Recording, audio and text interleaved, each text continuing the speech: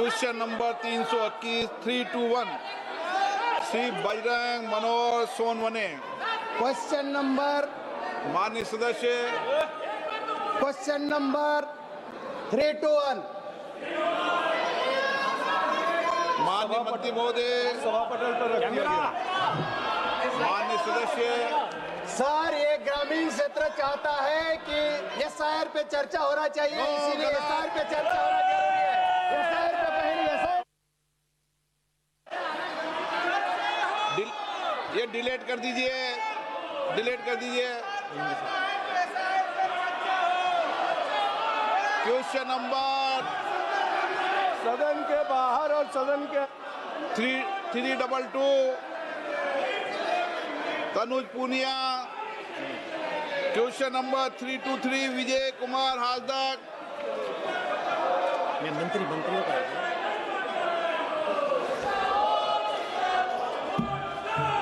323 चलो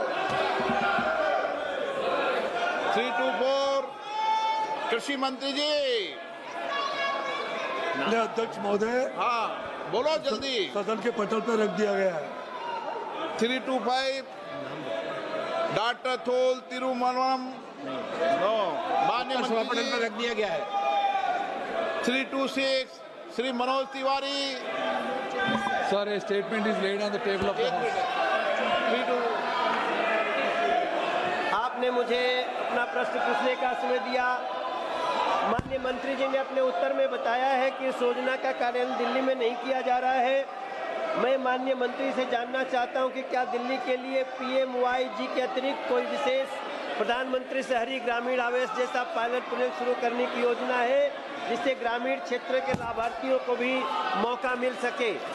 मैं मंत्री जी के सवाल बहुत विस्तृत रूप से आए हैं और उससे मैं बहुत संतुष्ट भी हूं, मगर मेरा सिर्फ इतना कहना है सर कि प्रधानमंत्री आवास योजना ग्रामीण के अंतर्गत पात्र परिवारों को मकान हेतु 1,20,000 का अनुदान और 17,000 का कर्ज मात्र 3% ब्याज पे दिया जाता है। मंत्री जी बताएंगे कि क्या सरकार द्वारा ऐसे पात्र लाभार्थियों की पहचान एवं उन्हें लाभ दिलाने हेतु कि सरकारी पदाधिकारी ग्राम स्तर पर जाकर नियमित सर्वेक्षण एवं जागरूकता अभियान चलाने की जिम्मेदारी सौंपी जाती है, ताकि प्रधानमंत्री आवास योजना ग्रामीण का 100% लक्ष्य पूरा हो सके। माननीय मंत्री जी। Sir, in Delhi, they have never been participating in Awas Rural Yojana, sir. However, they have been participating in urban scheme. In Delhi, so far 692 crore central assistance has been approved, and ever since the new government has come, they are free to contact us and participate in our rural scheme, and we will be happy to provide, sir. Thank you. Sir, मैं मंत्री जी को धन्यवाद देता हूं। एक मेरा पूरक प्रश्न है कि मैं माननीय मंत्री से जानना चाहता हूं कि प्रधानमंत्री आवास योजना के अंतर्गत किन किन राज्यों अथवा केंद्र शासित प्रदेशों में अब तक निर्धारित लक्ष्य पूर्ण नहीं हो पाए हैं, और ये निर्धारित लक्ष्य कब तक पूरे हो सकेंगे तथा लक्ष्यों की प्राप्ति में विलंब के कारण क्या रहे हैं। साथ ही ऐसे राज्यों में जो पात्र एवं गरीब लाभार्थी अब भी वंचित हैं अध्यक्ष जी, उन्हें शीघ्र लाभान्वित करने के लिए सरकार द्वारा क्या क्या विशेष कदम या कार्य योजना अपनाई जा रही है।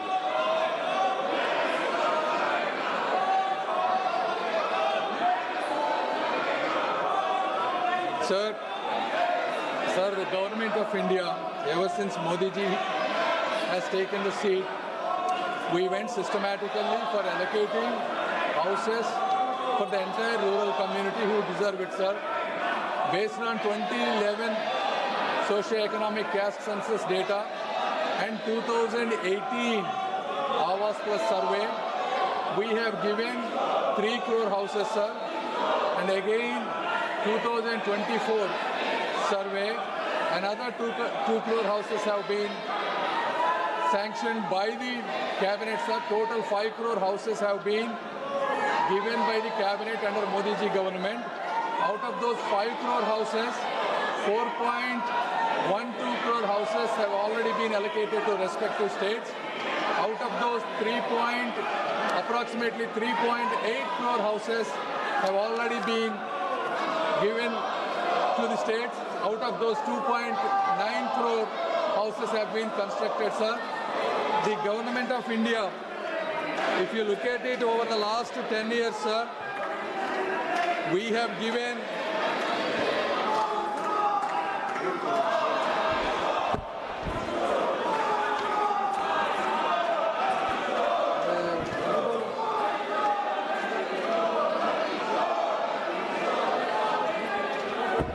Sir, over the last 10 years, the central share released was 2.71 lakh crore, sir, compared to 2013 and 14, the 10 years of UPA government, only 66,000 crores was given, sir.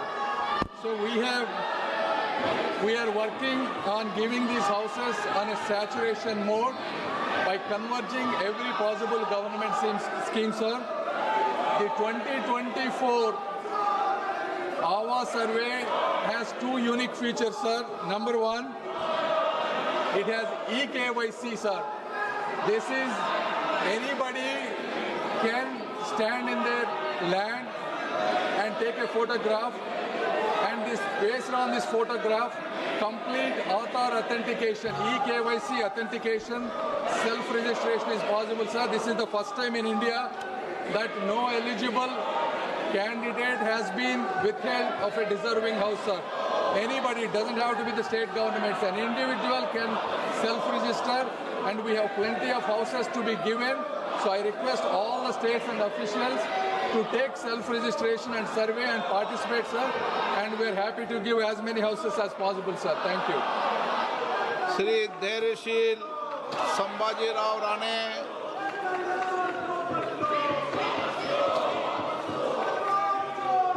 धैर्यशील संभाजीराव राणे, माननीय मंत्री जी, कृषि कल्याण मंत्री जी,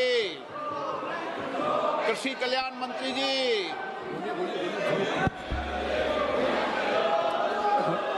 माननीय अध्यक्ष महोदय, जो माननीय अध्यक्ष महोदय जी, मैं आपकी अनुमति से आज की लोकसभा और सदन में प्रतिपक्ष के नेता सहित सत्ता पक्ष व प्रतिपक्ष के कुल 146 सदस्यों द्वारा हस्ताक्षरित निम्नलिखित प्रस्ताव की सूचना प्राप्त हुई है, जिसमें भारत के राष्ट्रपति को माननीय इलाहाबाद उच्च न्यायालय के वर्तमान न्यायाधीश न्यायमूर्ति यशवंत वर्मा को न्यायाधीश जांच अधिनियम 1968 की धारा 3 के साथ भारत के संविधान के अनुच्छेद 124(4) के साथ पठित अनुच्छेद 217 और अनुच्छेद 218 के अंतर्गत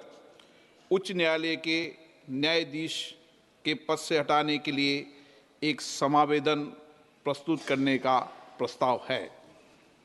ये सदन संकल्प करता है कि इलाहाबाद उच्च न्यायालय के न्यायमूर्ति यशवंत वर्मा को उनके निम्नलिखित कदाचार के लिए पद से हटाने के लिए महामहिम राष्ट्रपति जी को एक समावेदन प्रस्तुत किया जाए।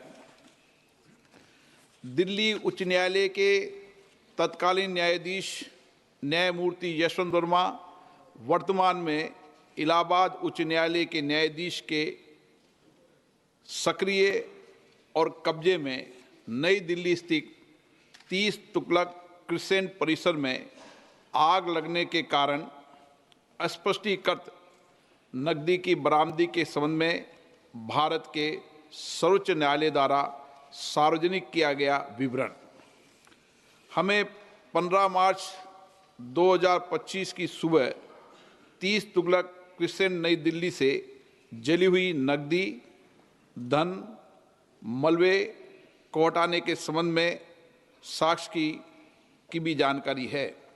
हमने न्यायाधीश जांच अधिनियम 1968 के सामान्य प्रावधान और विशेष रूप से उसकी धारा 3 के प्रावधानों का अध्ययन किया है। और हमें उनके बारे में परिचित कराया गया है। हमने न्यायाधीश जांच अधिनियम 1969 के प्रावधानों का भी अध्ययन किया है। हमें उनके बारे में भी परिचित कराया गया है। हमने सी रविचंद्र अय्यर बनाम न्यायमूर्ति A.M. भट्टाचार्य एवं अन्य 1995 5 SCC 457 केस में भारत के उच्चतम न्यायालय द्वारा घोषित कानूनों के साथ साथ अतिरिक्त जिला एवं सत्र न्यायाधीश एक्स बनाम मध्य प्रदेश उच्च न्यायालय के मामले में दिए गए फैसलों से भी खुद को परिचित कर लिया है। 2015 4 SCC 91 और ये कि अतिरिक्त जिला एवं सत्र न्यायाधीश एक्स सुप्रभा के मामले में उक्त निर्णय को सामान्यता और विशेष रूप से पैरा 33 को पढ़ने पर ये स्पष्ट है कि दिल्ली उच्च न्यायालय के मुख्य न्यायाधीश ने न्यायमूर्ति यशवंत वर्मा के विरुद्ध शिकायत को गंभीर प्रकृति का पाया और उक्त निर्णय के पैरा 33 के तहत परिकल्पित इन हाउस प्रक्रिया का पालन किया।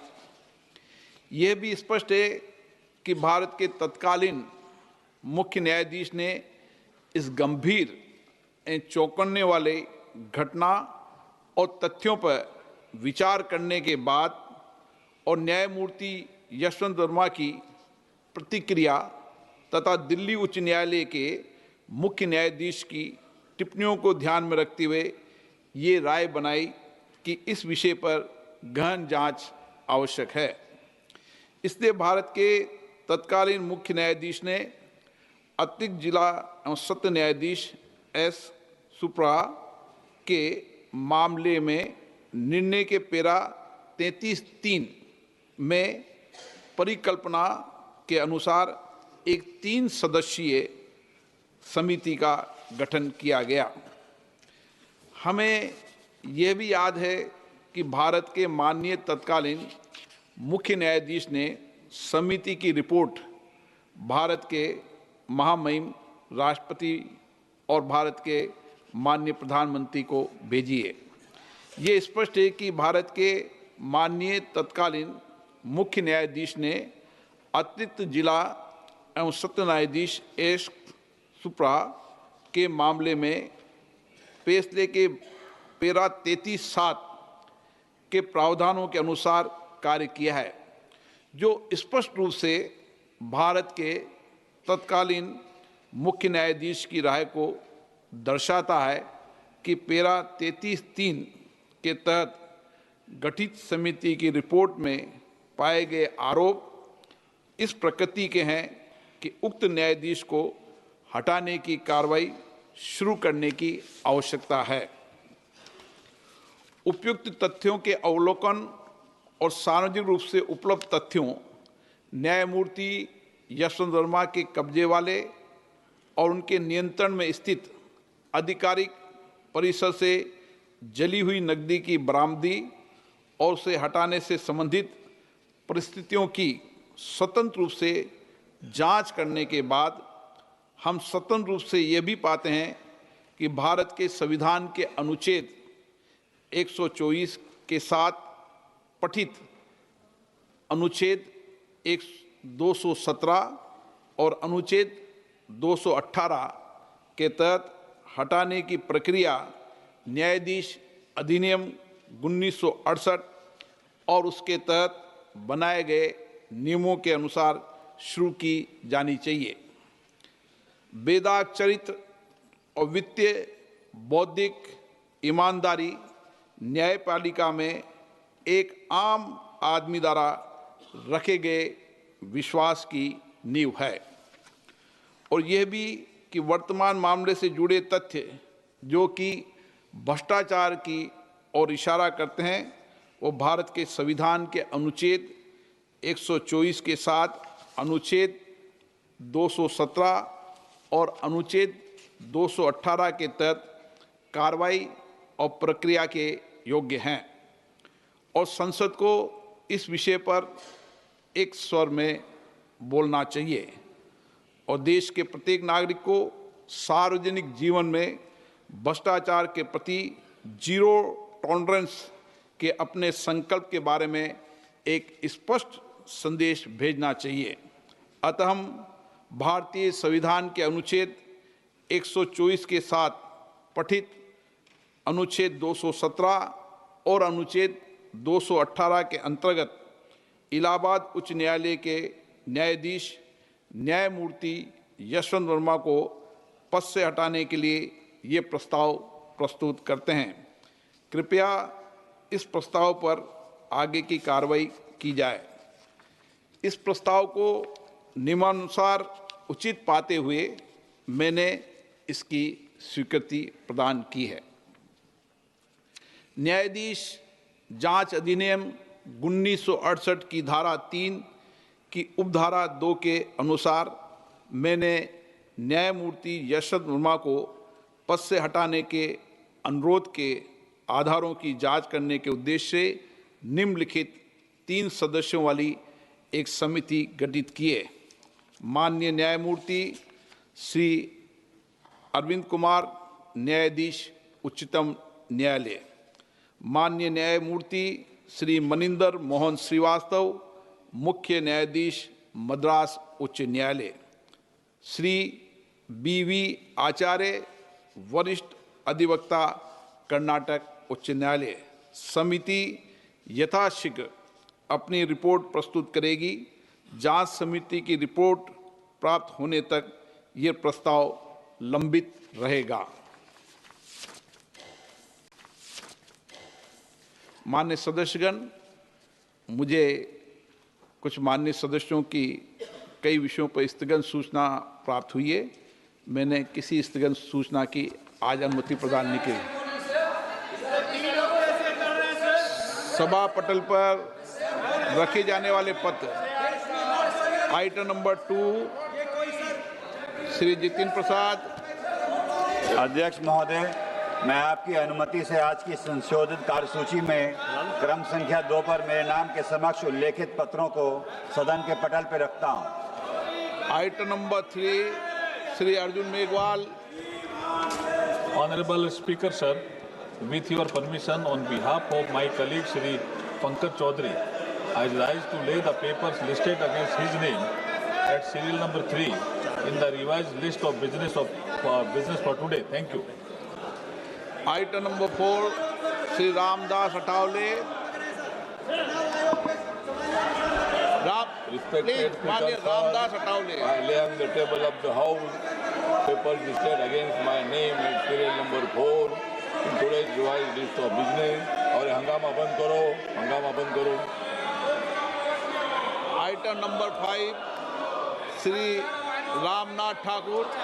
माननीय अध्यक्ष जी, मैं आपकी अनुमति से आज के लोकसभा की संशोधित कार्यसूची के क्रम संख्या 5 पर अपने नाम के सम्मुख अंकित प्रपत्र क्रमशः हिंदी और अंग्रेजी में सभा पटल पर रखता हूं।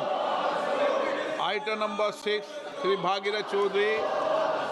माननीय अध्यक्ष महोदय जी, मैं आपकी अनुमति से आज की लोकसभा की संशोधित कार्यसूची में क्रम संख्या 6 पर मेरे नाम के सम्मुख दर्शाए गए पत्र सदन के सभा पटल पर रखता हूं।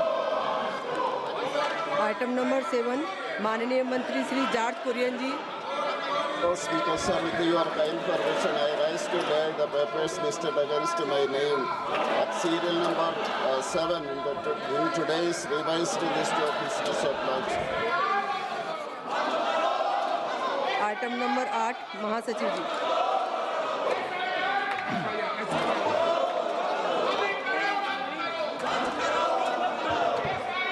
Madam, I have to report a message received from Rajya Sabha regarding filling up of a casual vacancy in the Joint Committee on the Constitution 129th Amendment Bill 2024 and the Union Territories Laws Amendment Bill 2024.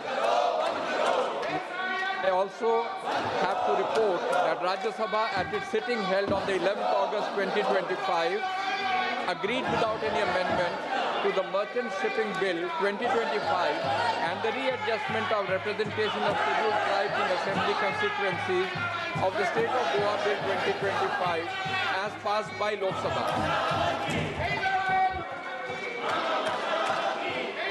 माननीय item number 9 माननीय सदस्य श्री कौशलेंद्र कुमार जी। की कार्यसूची में मेरे नाम के सम्मुख यथा सूचीबद्ध सरकारी उपक्रम संबंधी समिति 18वीं लोकसभा के 5वां प्रतिवेदन के अंग्रेजी और हिंदी संस्करण प्रस्तुत करता हूं। आइटम नंबर 10 माननीय सदस्य Shri KC. Venugopal ji. Madam, I wish to report Hindi and English version of the Public Accounts Committee on the subject levy and regulation of fees, tariffs, user charge extra on public infrastructure and other public utilities, Ministry of Road and Transport, Highway and NHAI as listed against my name in today's list of business, serial number 10. Item number 11 माननीय सदस्य श्री सुनील तटकरे जी।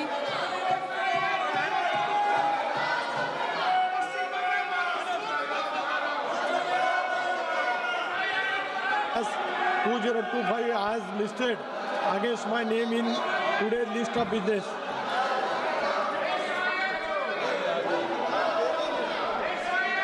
माननीय सदस्य item number 12 माननीय सदस्य Shri Anurag Thakur ji.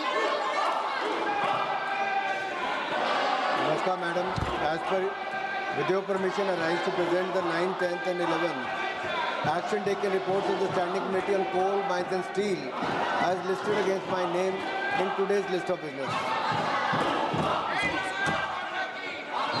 Item number 13 माननीय सदस्य श्री श्रेयस पटेल जी।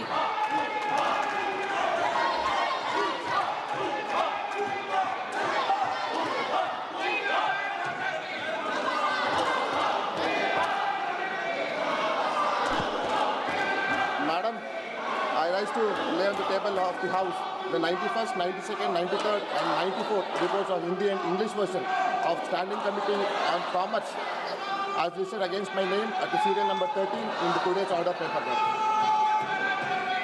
Item number 14 माननीय सदस्य doctor Hemang Joshi ji.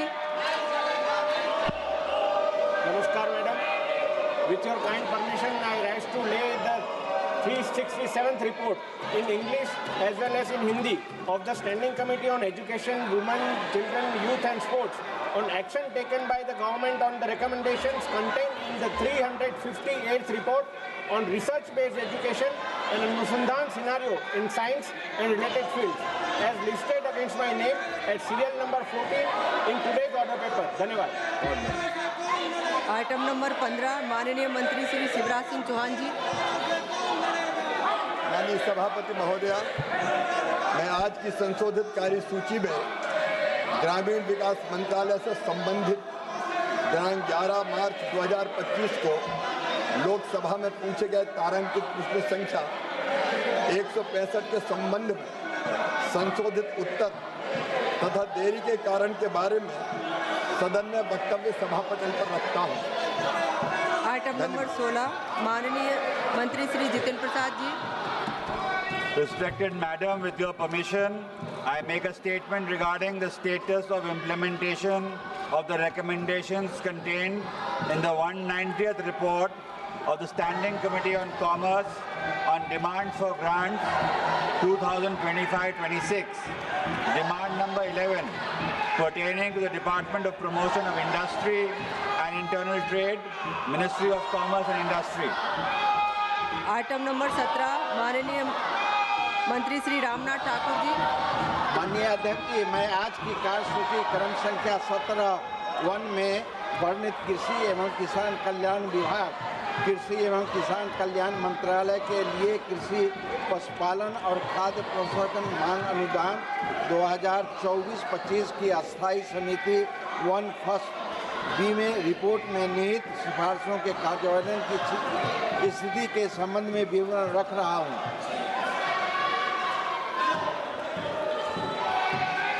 Item number 18 माननीय सदस्य श्री पीपी चौधरी जी।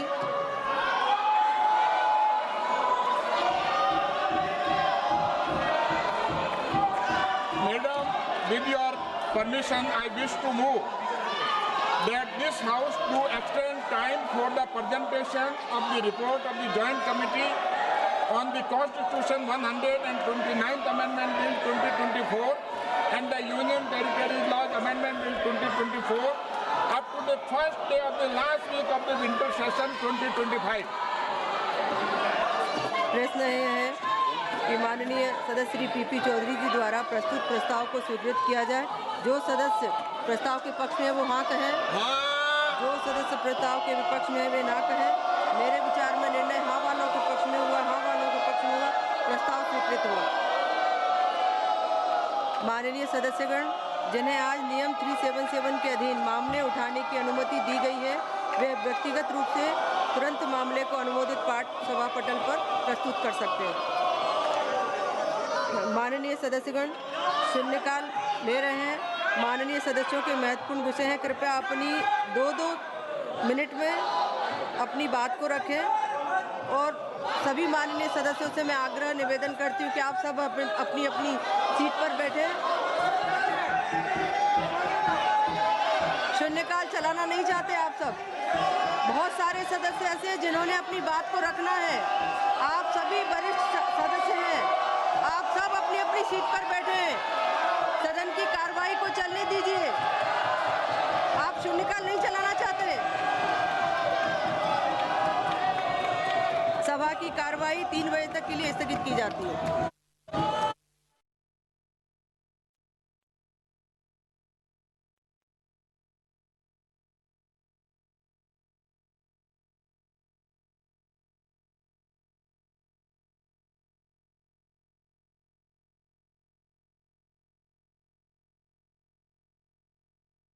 आप सबकी उपस्थिति का धन्यवाद। आप सब लोगों की उपस्थिति का बहुत बहुत धन्यवाद। अब कृपया बहुत महत्वपूर्ण विधेयक है, आइटम नंबर 20 भारतीय पत्तन विधेयक। माननीय मंत्री जी। Respected Chair, I rise to move that the Indian Port Bill 2025 to consolidate the law relating to ports, promote integrated port development, facilitate ease of doing business, and ensure the optimum utilization of the Indian coastline, establish and empower state maritime boards for effective management of ports other than major ports, establish the Maritime State Development Council for fostering structured growth and development of the port sector, provide for the management of pollution, disaster, emergencies, securities, safety, navigation, and data at ports, ensure compliance with India's obligation under international instrument to which it is a party, take measures for the conservation of ports, provide educatory mechanism for the redressal of port-related dispute, and address matters connected therewith or incidental thereto be taken into consideration. Thank you, sir. Shri Dilip Saikia. करता हूं sir, इसको पारित करने के लिए सभी opposition से भी मैं आभार करता हूं सर। बहुत बहुत धन्यवाद sir. Shri Bharat ji. Thank you sir.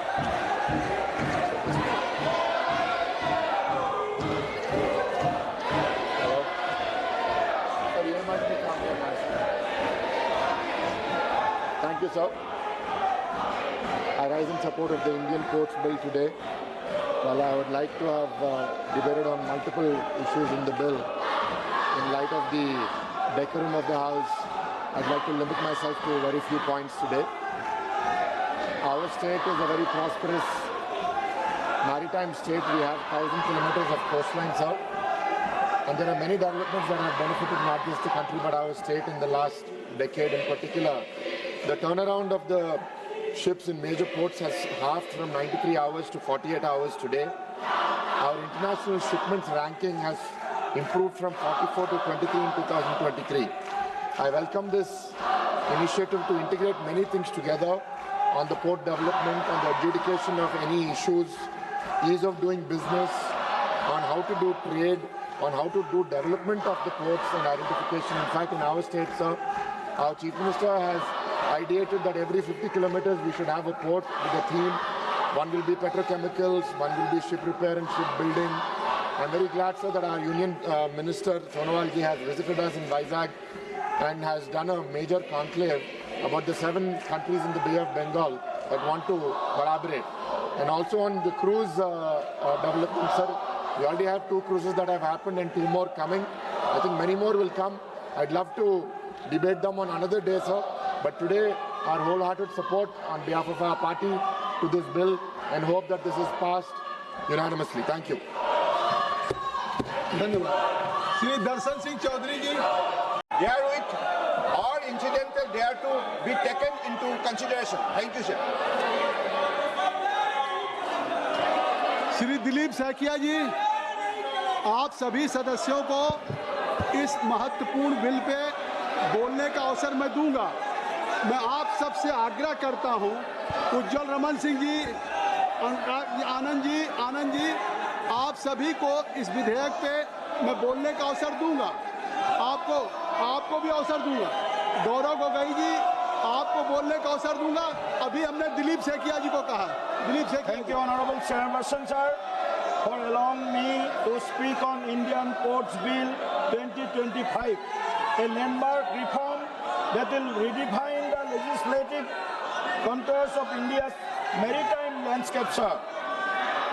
Sir, we have 11,980 kilometers long coastal line, which is not just a geography, sir. It is the economic spine of 4 trillion economy, powering over 95% of our trade by volume and nearly 70% by value. As I have often said, ports are not merely gateways for goods, they are catalysts for transformation and engines of employment and anchors of sustainable development, sir. Sir, माननीय प्रधानमंत्री नरेंद्र मोदी जी के नेतृत्व में आज देश में inland waterways, port, shipping, ये department के माध्यम से भारत के अर्थनीति को जो बल मिला है, भारत के अर्थनीति को एक सुदृढ़ एक अर्थनीति के नाते आज बन पाया है। इसके लिए मैं प्रधानमंत्री नरेंद्र मोदी जी को विशेष रूप से धन्यवाद देता हूँ, सर। माननीय केंद्रीय मंत्री सर्बानंद सोनोवाल जी के नेतृत्व में भी इस port, shipping and waterways department ने पिछले कुछ सालों में काफी सारे उपलब्धियां हासिल की, सर। मैं नॉर्थ ईस्ट से बिलोंग करता हूँ। जो नॉर्थ ईस्ट आप जानते हैं, कई सारे जो हमारे नेशन है, हमारे जो देश है, थोड़ा सा बात सुनने का कोशिश करो भैया। Port and shipping north east के बाद बोल रहा हूँ। दिलीप सैकिया जी, माननीय दिलीप सैकिया जी बहुत महत्वपूर्ण विधेयक पे चर्चा कर रहे हैं। नॉर्थ ईस्ट का विषय देश का विषय है, आप सबको भी अवसर मिलेगा। इसलिए दिलीप सैकिया जी को सुन लें, फिर इस विधेयक पे और चर्चा करने का अवसर देंगे। अभी nothing will go on record except Dilip Saikia ji speech. जी सर। पूरे देश के साथ पूर्वोत्तर भारत भी इनलैंड वाटर, पोर्ट, शिपिंग इस मंत्रालय के द्वारा आज जिस हिसाब से आज इम्पोर्टेंस मिल रहा है, गुरुत्व मिल रहा है, जिसके कारण आज हमारे जो बांग्लादेश के साथ, हमारे म्यांमार के साथ, भूटान के साथ, नेपाल के साथ जो हमारे व्यवसाय, जो हमारे Indian water and port and shipping ministry के माध्यम से एक नया द्वार खुल गया है। साउथ ईस्ट एशिया का जो गेटवे गुवाहाटी है, सर गुवाहाटी को मद्देनजर में रखते हुए आज हमारे पूरे पूर्वोत्तर में क्या क्या मिला, सर आप सभी को मालूम है, सदन को मालूम है। सर, ये जो गंगा विलास का जो हमने जो क्रूज हमने सबसे लॉन्गेस्ट रूट हमने चलाया था, 3,200 किलोमीटर सबसे लॉन्गेस्ट रूट है, सर। इसके माध्यम से हमने अपने जो टूरिज्म के साथ साथ हमारे जो ट्रांसपोर्टेशन जो फैसिलिटी है, सबसे सस्ते जो ट्रांसपोर्टेशन फैसिलिटी है, पूरे नॉर्थ ईस्ट को, पूरे देश को देखने का जो जो सौभाग्य हुआ है जो गंगा विलास के माध्यम से।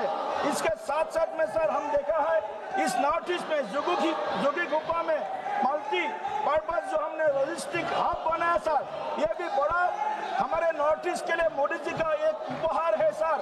इसके साथ साथ में पूरे नॉर्थ ईस्ट में आसाम में गुवाहाटी पांडु में हमको क्रूज टर्मिनल मिला है सर, पैसेंजर टर्मिनल मिला है सर, कार्गो शिप्स हमको मिला है सर, कार्गो वेसल्स हमको मिला है सर। जो कुल मिला करके शिप रिपेयरिंग फैसिलिटी तक हमको नॉर्थ ईस्ट में आसाम में मिला है सर। 50 साल कांग्रेस ने शासन किया सर, एक भी ईस्ट ट्रांसपोर्ट, वाटर ट्रांसपोर्ट और ये जो शिपिंग पोर्ट मिनिस्ट्री को कुछ भी काम बोलने लायक बताने लायक एक भी स्टेप कांग्रेस ने नहीं लिया सर। आज सर गौरव गोगोई जी बोल रहा है, सुन रहा है सर, लेकिन वो बेरा हो गया सर। यहाँ पे बेरा हो जाता है, सब डेवलपमेंट बात होता है तो वो सुन भी नहीं पाता है, बोल नहीं पाता है सर। इसीलिए मैं गौरव गोगोई जी को विशेष करके अनुरोध करता हूं। माननीय सेकिया जी, केवल आपकी बात रिकॉर्ड में जा रही है। जी सर। आप जो भी महत्वपूर्ण बातें कह रहे हैं इस विधेयक पर, आपकी बातें रिकॉर्ड पे जा रही हैं और किसी माननीय सदस्य का रिकॉर्ड पे नहीं जा रही। जी सर, बहुत बहुत धन्यवाद सर। आज देश में जो पोर्ट कैपेसिटी है सर, वो पोर्ट कैपेसिटी नरेंद्र मोदी जी के 11 साल के कार्यकाल में सर 87% तक एनहेंस हुआ है सर, 87% एनहेंस हुआ है सर। जो मेजर पोर्ट्स इस देश में बन गया है sir, ships just one lingered nearly 4 days now and around in कृपया अपनी बात को संक्षिप्त करें सर। जो शिप्स यहाँ से वहाँ तक आने के लिए 4 दिन लगते थे सर, नरेंद्र मोदी जी के नेतृत्व में, सोनोवाल जी के नेतृत्व में 48 आवर्स में वो ट्रांसपोर्टेशन फैसिलिटी, वो कार्गो पहुँचने का सिलसिला शुरू हुआ सर। इसलिए प्रधानमंत्री जी को मैं सर बहुत धन्यवाद देता हूँ। विशेष करके नॉर्थ ईस्ट में कोस्टल एरिया नहीं नॉर्थ ईस्ट, लेकिन रिवर एरिया बहुत है। ब्रह्मपुत्र है, बराक है, कपिली है।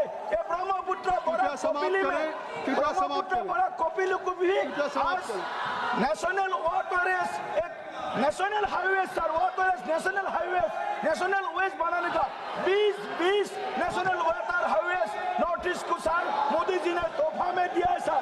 इसलिए मैं प्रधानमंत्री जी को फिर से धन्यवाद देता हूँ। और इस बिल को हमारे जो सर्बानंद सोनोवाल जी ने इस बिल को यहाँ पर टेबल किया है सर। इंडियन पोर्ट्स बिल 2025 को मैं हृदय से सपोर्ट करता हूँ सर। इसको पारित करने के लिए सभी अपोजिशन से भी मैं आभार करता हूँ सर। बहुत बहुत धन्यवाद सर। श्री भरत जी।